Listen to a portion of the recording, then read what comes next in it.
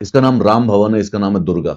इनके माँ बाप ने इनका नाम भगवानों के नाम पे रखा था, पर ये भारत के सबसे बड़े राक्षस हैं। उत्तर प्रदेश के बांदा जिला में इन्होंने 10 साल तक छोटे बच्चों का रेप किया, 2 लाख से भी ज्यादा पोर्नोग्राफिक वीडियोस बनाए और उनको डार्क वेब पे कम से कम 40 देशों को बेचा।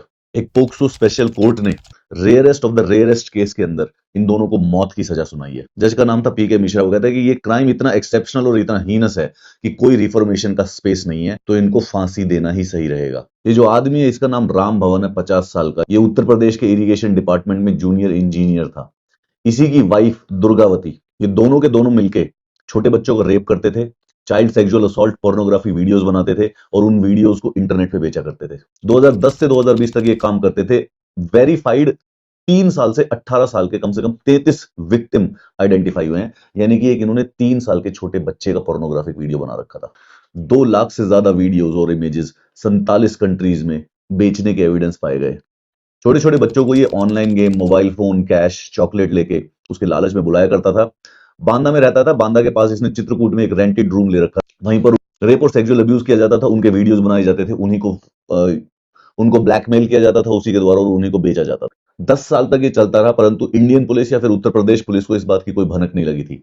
2020 में इंटरपोल ने डार्क वेब एक्टिविटी के बारे में सीबीआई को अलर्ट किया, तब जाके एक केस रजिस्टर हुआ। तब सीबीआई ने रेड की, पेन ड्राइव वेन ड्राइव मिले, फरवरी 2021 में चार्जशीट फाइल की। क्योंकि बांदा और चित्रकूट में मतलब 33 बच्चों के साथ रेप और सेक्सुअल असॉल्ट हो गया 10 सालों तक, और उनका पोर्नोग्राफिक मटेरियल डार्क वेब पे बिकने लग रहा था 10 साल से, लेकिन हमारी पुलिस को इस बारे में खबर नहीं लगी थी। अब तो इन दोनों को मौत की सजा सुना दी गई है, पर मैं दुखी इसलिए हूं कि हमारे देश में मौत की सजा सुनाई जाती है, करी नहीं जाती। पिछले 20 सालों में 1 2 3 4 पिछले 20 सालों में सिर्फ 4 केसेस में फांसी हुई है।